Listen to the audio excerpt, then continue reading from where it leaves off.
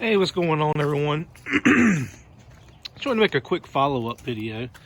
You know, I mentioned in the first one, talking about leaks in the cab, not closing it back up until you find all the leaks. So, if you look right here, a little bit of water. It actually rained last night. And then I actually took and I had been running water through the cowl, as you saw in the last video.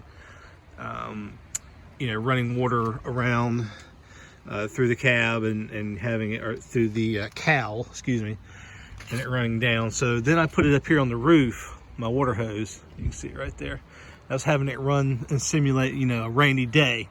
So I still have a leak somewhere, and it looks like it's coming more from up here now, this area. So I think that may have something to do with the caulk that I pointed out yesterday, that's kind of right here. So I'm going to start touching up on that. But yeah, again, these vehicles are prone to body leaks, cab leaks as they get older. So just kind of remember that if you're going to go purchase one, or looking at one, or you're thinking about making a really nice builder, or putting a lot of, you know, audio equipment in it, go ahead and get that cab fixed first, or just, you know, make sure that it's not leaking, and before you start proceeding with any type of build, you know, you get all that fixed, because it just doesn't make sense. But yeah, this is my little rig right here. Little short bed, very straight vehicle. Again, it was a 4.3 5-speed 92.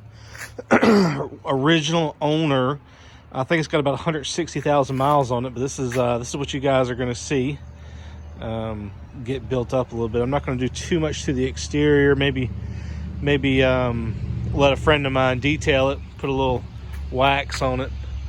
But I don't really expect to bring any of this back. That's just missing paint. But the sides don't look half bad. Maybe put a little 2-3 drop. I call it a gentleman's lowrider. Nothing too extreme. A little 2-3. Maybe we might mess around with the rims here, depending on what I'm able to find on the interwebs. I do like switching up rims. But yeah, you know, and this is the stuff I look for when looking at vehicles. You know, the lines, especially on these OSBs, the lines all, you know, line up pretty good from the factory, and that kind of lets you know if, you know, if the body cab has ever been taken off the frame, or if the bed had ever been taken off the frame, or if you've got body mount like urethane bushings rotting, which are another common problem on these vehicles. But yeah, I mean, it's pretty daggone straight, and it's complete. If it's complete, that's another thing. And that's the name of the YouTube channel, Line 'em Up Racing, or Motorsports.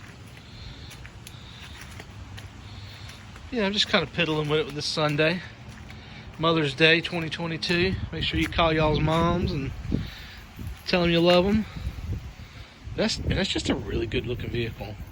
The previous owner, I guess, gave it to their grandson, still in the family, still one owner, but gave it to their grandson to drive for a little while, and they put some aftermarket headlights on it, so I'm gonna get those switched back. But yeah, you can see those aftermarkets don't always work out, as you can tell right here. I'm thinking about putting a 97 grill on it. I like the features of a 97, how they protrude out just a little bit. But man, that's just a really good looking truck. This is definitely a bucket list truck for me. I don't plan on selling it. Just improving upon it and making it nicer and nicer whenever I can, whenever the funds allow. Maybe if I do enough videos, this thing will monetize, and I can get $20 or $30 every couple weeks to throw in, or that'd be kind of sweet. But yeah, that's all I can think of for right now.